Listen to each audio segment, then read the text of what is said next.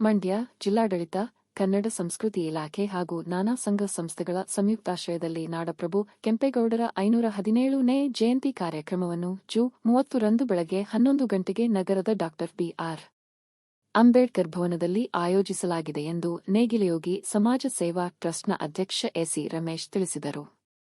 ಸುದ್ದಿಗೋಷ್ಠಿಯಲ್ಲಿ ಮಾತನಾಡಿದ ಅವರು, ನಾಡಪ್ರಭು ಕೆಂಪೇಗೌಡ ಜಯಂತಿ ಹಿನ್ನೆಲೆ ಅವರ ಭಾವಚಿತ್ರದ ಮೆರವಣಿಗೆಗೆ ಅಂದು ಬೆಳಗ್ಗೆ 9:30ಕ್ಕೆ ಜಿಲ್ಲಾಧಿಕಾರಿ ಕಚೇರಿ ಎದುರು ಚಾಲನೆ ನೀಡಲಾಗುವುದು. ಮೆರವಣಿಗೆಯು ಜೆ.ಸಿ. ವೃತ್ತ, ಮಹಾವೀರ ವೃತ್ತ, ವಿವಿ ರಸ್ತೆ ಮಾರ್ಗವಾಗಿ ಅಂಬೇಡ್ಕರ್ ಭವನದಲ್ಲಿ ಸಮಾವೇಶಗೊಳ್ಳುವುದು ಎಂದರು. ಕಾರ್ಯಕ್ರಮಕ್ಕೆ ಒಕ್ಕಲಿಗರ ಮಠದ ಸ್ವಾಮೀಜಿಗಳು, ಕೇಂದ್ರ ಸಚಿವರು ಹಾಗೂ ಮಂಡ್ಯ ಜಿಲ್ಲೆಯೆಲ್ಲಾ ತಾಲೂಕಿನ ಶಾಸಕರು, ವಿಧಾನ ಪರಿಷತ್ ಸದಸ್ಯರು, ರಾಜ್ಯ ಒಕ್ಕಲಿಗರ ಸಂಘದ ಜಿಲ್ಲಾ ನಿರ್ದೇಶಕರು ಭಾಗಿಯಾಗಲಿದ್ದು, ಸಾಧಕರಿಗೆ ಕೆಂಪೇಗೌಡ ಪ್ರಶಸ್ತಿ ನೀಡಲಾಗುವುದು ಎಂದು ತಿಳಿಸಿದರು. ಇದೇ ಸಂದರ್ಭದಲ್ಲಿ ಅಖಿಲ ಕರ್ನಾಟಕ ಒಕ್ಕಲಿಗರ ಸಂಘದ ರಾಜ್ಯ ಕಮಿಟಿ ಉಪಾಧ್ಯಕ್ಷರಾದ ಎಲ್. ಕೃಷ್ಣ ಮಾತನಾಡಿ, ಈಗಿನ ಮುಖ್ಯಮಂತ್ರಿ ಡಿ.ಕೆ. ಶಿವಕುಮಾರ್ ಅವರು ತಾಲೂಕಿಗೆ 1 ಲಕ್ಷ ಹಾಗೂ ಬೆಂಗಳೂರಿನ ನಗರದ ಪ್ರತಿ ವಾರ್ಡಿಗೆ 1 ಲಕ್ಷ ರುಗಳನ್ನು ಜಯಂತಿ ಆಚರಣೆಗಾಗಿ ನೀಡಿದ್ದಾರೆ ಹಾಗೂ ಅವರು ಐಕ್ಯವಾದ ಸ್ಥಳ ಹಾಗೂ ಕೋಟೆಯನ್ನು ಅಭಿವೃದ್ಧಿಪಡಿಸಲು 100 ಕೋಟಿ ಘೋಷಣೆ ಮಾಡಿರುವ ಮುಖ್ಯಮಂತ್ರಿಗಳಿಗೆ ಅಭಿನಂದನೆ ಸಲ್ಲಿಸಿದರು. ಪತ್ರಿಕಾಗೋಷ್ಠಿಯಲ್ಲಿ ಜಿಲ್ಲಾ ಒಕ್ಕಲಿಗರ ಸಂಘದ ಪದಾಧಿಕಾರಿಗಳಾದ ಕೆ.ಸಿ. ರವೀಂದ್ರ ತಿಮ್ಮೇಗೌಡ, ಗೋಪಾಲ್, ಕಬ್ಬು ಬೆಳೆಗಾರರ ಉಪಾಧ್ಯಕ್ಷರಾದ ಶಿವಶಂಕರ್, ಖಾದಿ ಗ್ರಾಮೋದ್ಯೋಗದ ಅಭಿವೃದ್ಧಿ ಅಧ್ಯಕ್ಷರಾದ ಚಂದ್ರು, ಸೇವಾ ಟ್ರಸ್ಟ್ನ ಉಪಾಧ್ಯಕ್ಷರಾದ ಬಿ.ಆರ್. ಕೃಷ್ಣೇಗೌಡ ಭಾಗವಹಿಸಿದ್ದರು.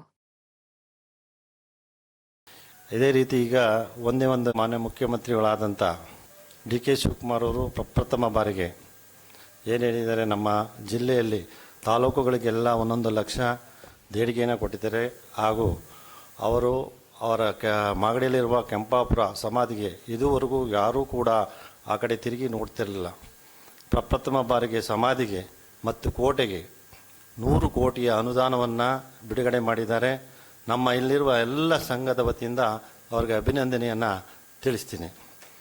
ಹಾಗೆ ಈಗ ಏನು ಕೆಂಪೇಗೌಡ ಜಯಂತಿಯನ್ನು ಆಚರಣೆಗೋಸ್ಕರ ಬಂದಿರತಕ್ಕಂಥ ನಮ್ಮ ನೇಗಿಲಯೋಗಿ ರಮೇಶ್ ಅವರು ಮುಂದುವರಿಸ್ತಾರೆ.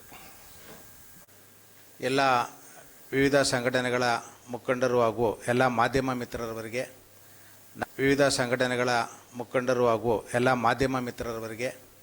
ನಾಡಪ್ರಭು ಕೆಂಪೇಗೌಡರ 517ನೇ ಜಯಂತಿಯ ಶುಭಾಶಯಗಳನ್ನು ಕೋರ್ತಾ, ಈಗಾಗಲೇ ನಮ್ಮ ಶ್ರೀ ಕೃಷ್ಣ ಅವರು ಹೇಳಿದಾಗೆ ಇವತ್ತು ಕೆಂಪೇಗೌಡ ಜಯಂತಿಯನ್ನು ಜಿಲ್ಲಾಡಳಿತ ಮುಖಾಂತರ ಮಾಡಬೇಕಾಗಿತ್ತು. ಆದರೆ ನಾವು ಎಲ್ಲ ಸಂಘಟನೆ ಮುಖಂಡರು ಜಿಲ್ಲಾಡಳಿತಕ್ಕೆ ನಾವು ಕೋರ್ಕೊಂಡ್ವಿ. ಇವತ್ತು ಮಾಡಿದರೆ ನಮ್ಮ ಪರಮ ಪೂಜ್ಯ ಸ್ವಾಮೀಜಿಯವರು ಯಾರೂ ಕೂಡ ಇಲ್ಲಿ ಬರಲಿಕ್ಕಾಗೋದಿಲ್ಲ.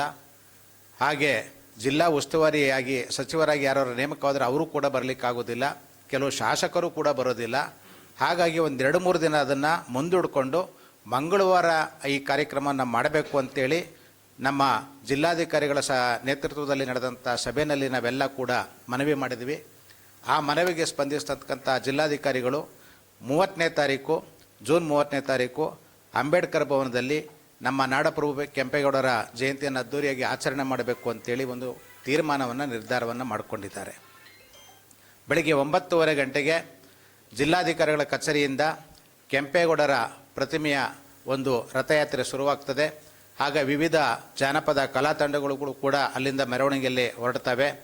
ಮೆರವಣಿಗೆ ವಿವಿಧ ರಸ್ತೆಗಳಲ್ಲಿ, ಪ್ರಮುಖ ರಸ್ತೆಗಳಲ್ಲಿ ಸಂಚರಿಸಿ ಅಂಬೇಡ್ಕರ್ ಭವನವನ್ನು ತಲುಪ್ತದೆ. ಅಲ್ಲಿ ಸಭಾ ಕಾರ್ಯಕ್ರಮ ನಡೀತದೆ. ಆ ಸಭಾ ಕಾರ್ಯಕ್ರಮದಲ್ಲಿ ಆ ದಿವ್ಯ ಸಾನ್ನಿಧ್ಯವನ್ನು ಪರಮ ಪೂಜ್ಯ ಜಗದ್ಗುರು ಶ್ರೀ ಶ್ರೀ ಶ್ರೀ ಡಾಕ್ಟರ್ ನಿರ್ಮಲಾನಂದನಾಥ ಮಹಾಸ್ವಾಮೀಜಿಯವರು ಹಾಗೆ ಪರಮ ಪೂಜ್ಯ ಜಗದ್ಗುರು ಶ್ರೀ ಶ್ರೀ ಡಾಕ್ಟರ್ ನಿಶ್ಚಲಾನಂದ ಸ್ವಾಮೀಜಿಯವರು ಇಬ್ಬರು ಕೂಡ ದಿವ್ಯ ಸಾನ್ನಿಧ್ಯವನ್ನು ಅವತ್ತು ವಹಿಸ್ತಾ ಇದ್ದಾರೆ. ಹಾಗೆ ಅದರ ಘನ ಉಪಸ್ಥಿತಿಯನ್ನು ಕೇಂದ್ರ ಸಚಿವರಾದಂಥ ಎಚ್.ಡಿ. ಕುಮಾರಸ್ವಾಮಿ ಅವರು ನಿರ್ವಹಿಸ್ತಾ ಇದ್ದಾರೆ. ಹಾಗೆ ನೂತನವಾಗಿ ನಮ್ಮ ಮಂಡ್ಯ ಉಸ್ತುವಾರಿ ಸಚಿವರಾಗಿರತಕ್ಕಂಥ ಶ್ರೀ ರಾಮಲಿಂಗ ರೆಡ್ಡಿಯವರು ಈ ಸಭಾ ಕಾರ್ಯಕ್ರಮವನ್ನು ಉದ್ಘಾಟನೆ ಮಾಡಲಿದ್ದಾರೆ.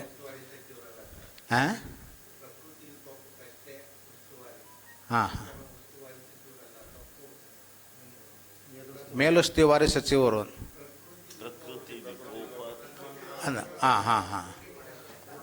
ಒಟ್ಟಿನಲ್ಲಿ ತಾತ್ಕಾಲಿಕವಾಗಿ ವಿಕೋಪಕ್ಕೆ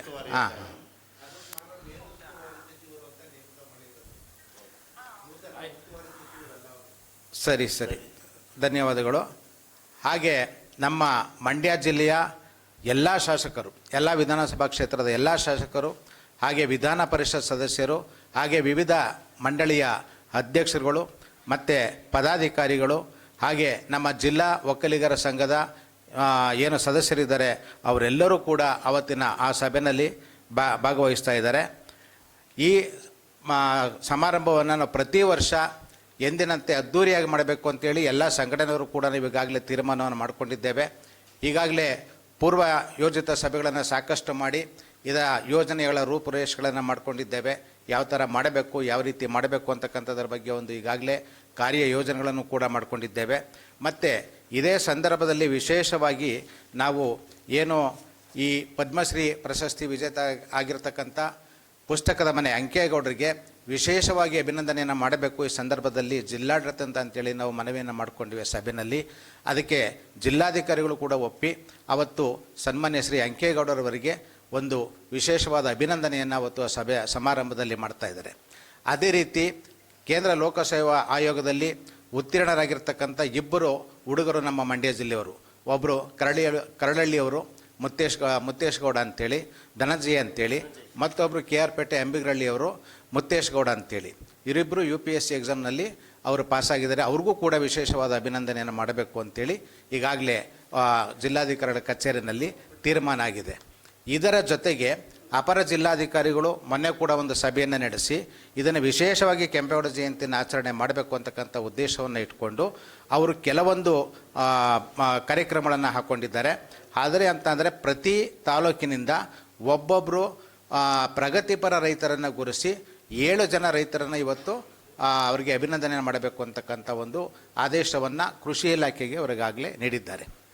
ಆಮೇಲೆ ಪ್ರತಿ ತಾಲೂಕಿನಿಂದ ಒಂದು 25-30 ಜನ ರೈತರ ಸಭೆಯಲ್ಲಿ ಭಾಗವಹಿಸುವಂಗೆ ನೋಡಬೇಕು ಅಂತೇಳಿ ಕೂಡ ಅವರು ಕೃಷಿ ಇಲಾಖೆಗೆ ಈಗಾಗಲೇ ಆದೇಶವನ್ನು ಮಾಡಿದ್ದಾರೆ. ಅದರಲ್ಲಿ ಎಲ್ಲ ಕ್ಷೇತ್ರಗಳಲ್ಲೂ ಇರ್ತಕ್ಕಂಥ ರೈತರಿರಬೇಕು.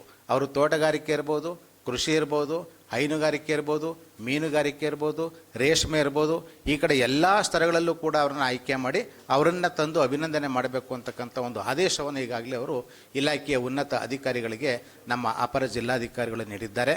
ಮತ್ತು ಅದರ ಜೊತೆಗೆ ಏನು PUCನಲ್ಲಿ ಅತ್ಯುನ್ನತ ಶ್ರೇಣಿಯಲ್ಲಿ ಪಾಸಾಗಿದ್ದಾರೆ ಮಕ್ಕಳುಗಳು, ಅದು ಸೈನ್ಸ್ನಲ್ಲಿ ಒಬ್ಬರು, ಕಾಮರ್ಸ್ನಲ್ಲೊಬ್ಬರು ಮತ್ತು ಆರ್ಟ್ಸ್ನಲ್ಲೊಬ್ಬರು, ಒಂದೊಂದು ತಾಲೂಕಿನಲ್ಲಿ 3 ಜನನ ಆಯ್ಕೆ ಮಾಡಿ ಒಟ್ಟು 7 ತಾಲೂಕಿಂದ 21 ಮಕ್ಕಳನ್ನು ಕರೆದು ಅಲ್ಲಿ ಅಭಿನಂದನೆ ಮಾಡ್ತಕ್ಕಂಥ ಒಂದು ಕಾರ್ಯಕ್ರಮವನ್ನು ಕೂಡ ಮಾಡಬೇಕು ಅಂತೇಳಿ PU ಬೋರ್ಡ್ನ ಒಂದು ನಿರ್ದೇಶಕರಿಗೂ ಕೂಡ ಇವರು ಈಗಾಗಲೇ ಒಂದು ಆದೇಶವನ್ನು ಈಗಾಗಲೇ ಮಾಡಿದ್ದಾರೆ.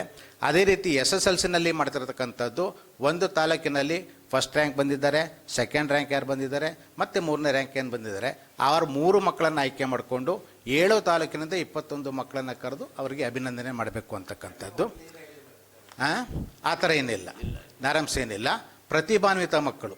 ಯಾಕೆಂದರೆ ಕೆಂಪೇಗೌಡರು ಕೇವಲ ಒಕ್ಕಲಿಗರ ಮಾತ್ರ ಅವರು ಹಿತದೃಷ್ಟಿ ಇಟ್ಕೊಂಡು ಅಭಿವೃದ್ಧಿ ಕಾರ್ಯಕ್ರಮ ಮಾಡಲಿಲ್ಲ, ಎಲ್ಲ ಜನಾಂಗಕ್ಕೂ ಅವರು ತಮ್ಮ ಒಂದು ಆಶಯವನ್ನು ನೆರವೇರಿಸಿದ್ದಾರೆ. ಹಾಗಾಗಿ ಎಲ್ಲ ಮಕ್ಕಳನ್ನು ಕರಿಬೇಕು ಅಂತಕ್ಕಂಥದ್ದು ಆ ಒಂದು ಇರತಕ್ಕಂಥದ್ದು. ಈ ಮೆರವಣಿಗೆಯ ದಾರಿ ಸಾಕ್ತಕ್ಕಂಥದ್ದು ಅಂತಾದರೆ ಜಿಲ್ಲಾಧಿಕಾರಿಗಳ ಕಚೇರಿಯಿಂದ ಕಲಾ ತಂಡಗಳೊಂದಿಗೆ ಶ್ರೀ ಕೆಂಪೇಗೌಡರ ಅಲಂಕೃತ ಭಾವಚಿತ್ರ ಮೆರವಣಿಗೆ ಹೊರಟು ಸಂಜಯ ಸರ್ಕಲ್ಲು, ಮಹಾವೀರ ವೃತ್ತ, VV ರಸ್ತೆ ಮೂಲಕ ಸಂಚರಿಸಿ ಅಂಬೇಡ್ಕರ್ ಭವನದಲ್ಲಿ ಸಮಾವೇಶಗೊಳ್ಳುತ್ತದೆ.